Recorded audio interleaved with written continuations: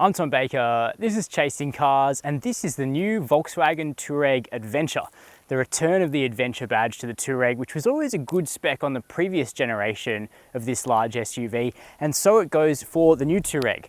Even though there's a new V8 TDI version coming out soon that I'm sure will be a whole bunch of rip-snorting fun, the V6 Adventure is probably the specification of Touareg that I would actually buy if you are looking seriously at this car. It's $90,000, which is a lot for a Volkswagen, but as we'll find out in today's review, there's a lot more Audi to this than there is Volkswagen.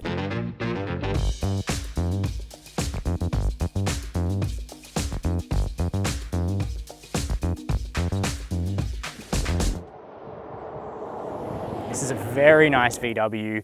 The new Touareg is an accomplished touring SUV, as we've discovered on the channel before, and this spec is the best specification for touring of all. I mean, look at that. We can see we've actually got sidewall here, 19-inch wheels, reasonably small wheels on this car. We have the big, beefy V6 diesel with 190 kilowatts of power and 600 Newton meters of torque. It's also pretty frugal in the real world, and as we'll find out, the interior is actually quite stunning on the Adventure, because Volkswagen have actually let this specification have a little bit of character inside, unlike the standard car, which is all black and pretty boring. By contrast, the Adventure picks up a light colored interior, which is another thing that makes this specification of Touareg a really good fit for Australia. Not only is it running those small wheels and chunky tires outside, which endow it with excellent ride quality, as we'll find out shortly, the interior simply reflects light in summer. Now we're getting hot here in Australia now. Today's a pretty warm day, and this car being white outside and a light colored interior inside just doesn't get hot like the cars with black leather inside that we've been shooting lately. So that's a big win. It's basically like this kind of caramel color with these gray kind of bolsters on the seats. And then up here on the dash is actually gray, not black. It features this brown contrast stitch, and the steering wheel too is a gray color. Now, the combination won't be for everybody. You know, kind of anyone can accept a black interior, but when you start changing the colors, it is a bit of a subjective thing. But if you know me, and if you've been a subscriber for a while, you'll know that this is right up my alley, right down to the open pore wood that just makes the Touareg Adventure feel more luxurious, more premium, more expensive, a nicer car than the boring black and metal interior. But as I just said, it's subjective. Now, if you've sat in a Touareg before with the InnoVision package, which is what Volkswagen calls the 15-inch screen you can get here, and the digital gauges, you'll know that when you don't have that option, like this car doesn't, it feels a little bit down market. So here we just have a 9.2-inch screen, which normally in a VW feels pretty big, but given it's sitting in this space here that's designed for a 15-inch unit, and you kind of have all these blanks here next to the screen, it's not my favorite. You can option the InnoVision package to the Adventure. It's $8,000. It's not a cheap option, but I would actually find it very, very difficult to resist. But that's easy for me to say when I'm not writing a check for the car, isn't it? Thankfully though, the gauges that you do get as standard are actually very beautiful. They look like watch faces, and they have a useful-ish trip computer in between them, though you have to choose between having a digital speedo or a map or your multimedia.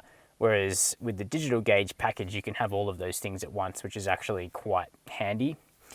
Now the seats are very comfortable. We have the top spec Touareg seat here, the Ergo Comfort seats with the Savona leather, as Volkswagen calls it, very soft, very plush.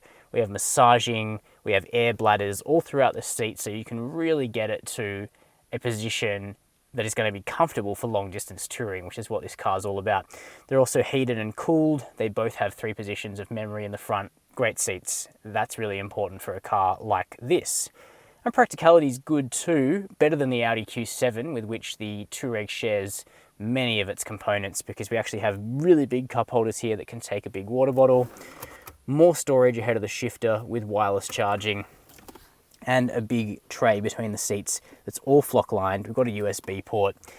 Now quality, speaking of flock lining, is decent. Soft touch here, nice, and here, you know, creamy leather on the wheel.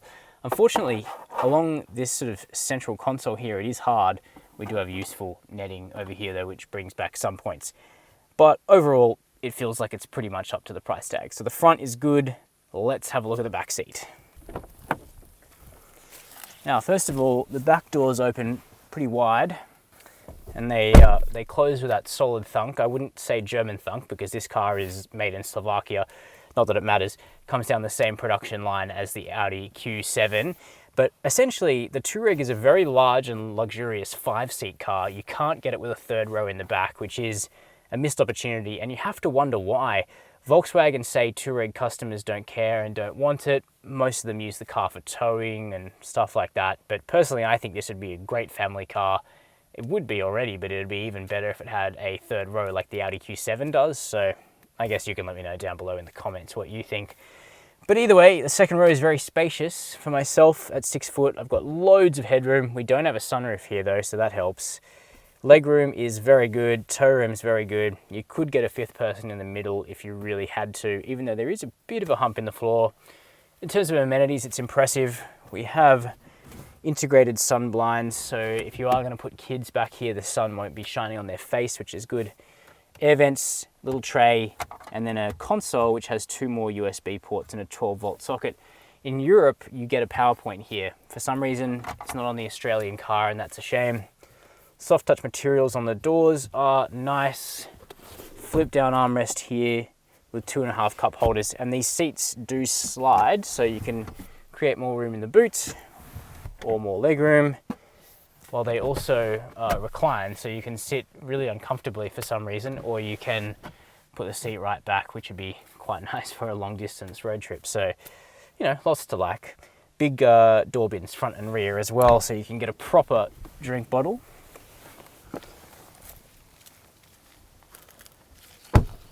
Moving around the back of the Touareg Adventure, it's a handsome car, it's pretty understated. Volkswagen have removed most of the badging. There's no V6 TDI badge anymore, but you do get the little Adventure trim and the spaced out Touareg lettering. Those exhaust outlets are real. The outlet itself, of course, isn't trapezoidal, but it's not a fake vent, which is kind of cool.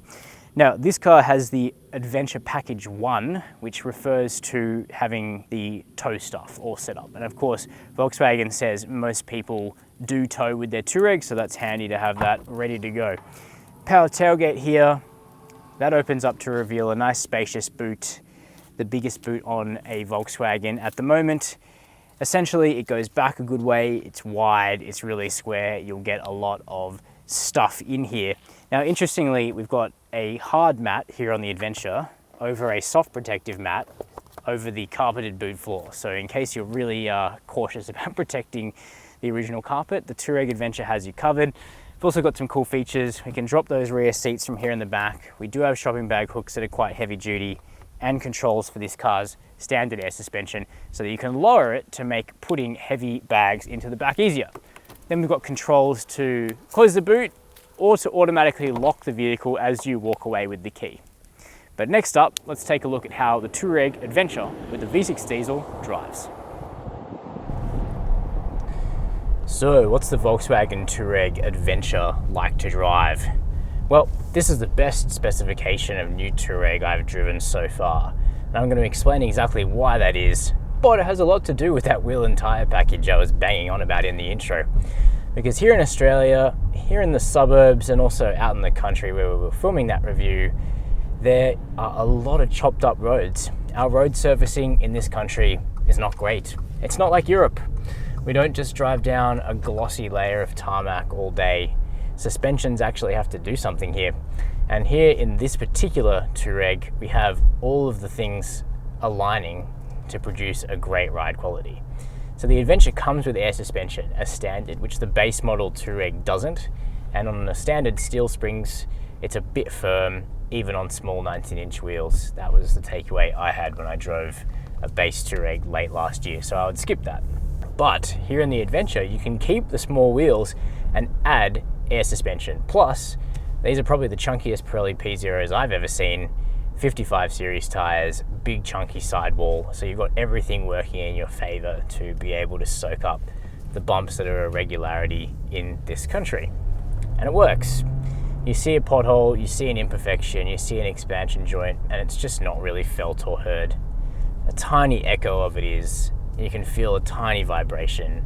But the Touareg in this spec that I'm driving now is one of the best cars I've driven this year in terms of just ironing out the crappy bumps and lumps in our roads. So that's really good and really relaxing. And this car is about being relaxed as you drive it. That's essentially the vibe. It can actually boogie, it's pretty quick, and the chassis is decent, and you can punt it down a country road and it'll actually stand up to some punishment, but it's really about driving in a more relaxed and graceful manner. So what do we got under the bonnet of the Touareg Adventure? Well, it's a familiar engine. If you've looked at the current Touareg or even the old one, you'll know about it. It's a 3-litre single turbo diesel V6 producing 190 kilowatts of power and 600 Newton meters of torque.